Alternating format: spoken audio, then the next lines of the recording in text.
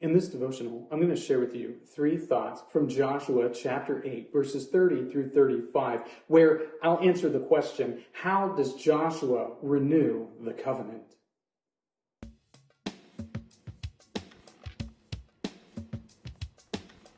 Joshua chapter 8, verses 30 through 35 says, "At that time Joshua built an altar to the Lord, the God of Israel, on Mount Ebal, just as Moses, the servant of the Lord, had commanded the people of Israel.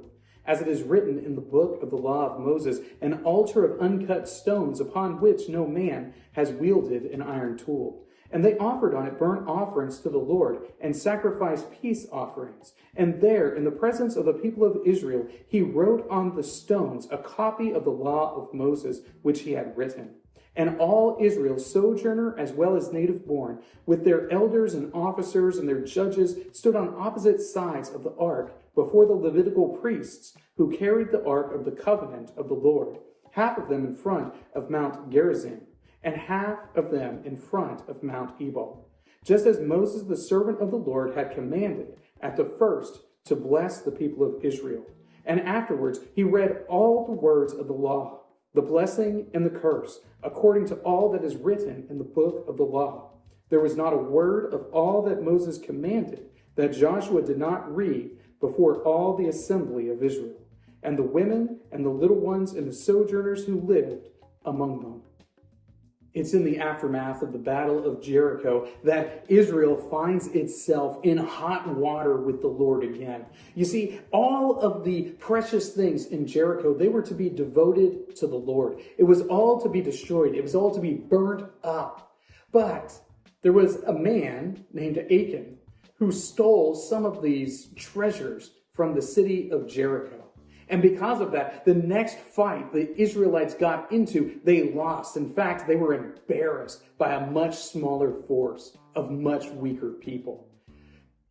And it's only after inquiring of the Lord that Joshua discovers that this man had violated God's command to devote all of the spoil of war in Jericho to destruction.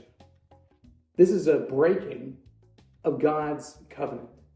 The people of Israel, because this took place, were now once again in a situation where the Lord was angry with them. So Joshua sets forth this task of renewing the covenant of the Lord so that all of the people of Israel would take seriously that which the Lord had told them. Here are 3 thoughts from Joshua chapter 8, verses 30 through 35, answering the question, how does Joshua renew the covenant? Thought number 1, making sacrifices. Sacrifice is such an important part of religious faith in the Bible. In fact, you won't understand Christianity if you don't understand the Old Testament practice of sacrifice, where you devote something to God and then you destroy it, or you burn it up, or you use it in a festive celebration. Sacrifice is a vital part of the worship of the Lord. And it points us to the fact that Jesus Christ was ultimately sacrificed for his people. Joshua renews the covenant by making offerings to the Lord, by making sacrifice and peace offering to demonstrate that he and the people of Israel are going to renew their faith. Thought number 2, copying the law. All of the law that the Lord had given to Moses, Joshua is going to copy. And he's not just going to copy it, but he's going to copy it into stone. And he's going to do this in front of the congregation of Israel. So imagine, if you will, a scenario where 1 million people, give or take, are watching you copy the Lord's law given to you by Moses.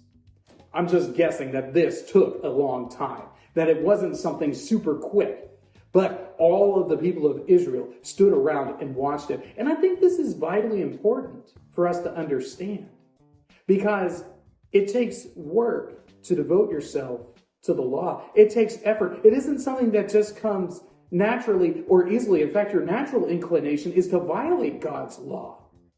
So Joshua takes this time to write out God's law, copying the book of Moses so that all of the people of Israel would see just how vitally important obedience is. Thought number 3, reading the law. It isn't as if it was enough just for everyone to observe Joshua copying down the law in front of them. After he's finished, they are all still there gathered before him, and then he reads the entire thing to them again. There's a retelling of the law that is continually taking place before the people of Israel because they are just not able to keep it. Even though God had demonstrated his power and authority and control over and over again, the people of Israel still are so very apt to reject what he has said. Because of this, they have to listen to God's law again and again and again. They need to be routinely reminded of what the Lord has said in order for them to be obedient to his law. There's a little lesson in there for all of us. We need to continually be going back to the text of Scripture because our natural inclination is to violate it. So we need to devote ourselves to reading the Scriptures, to learning them, so that way we can know God and his law more thoroughly. These 3 thoughts come from the assigned reading of Joshua chapters 6 through 10. If you'd like to read through the Bible with me, you can do so by subscribing to this channel and clicking on the link in the description. You can also join the Facebook group Through the Bible, where we are reading the text of Scripture together.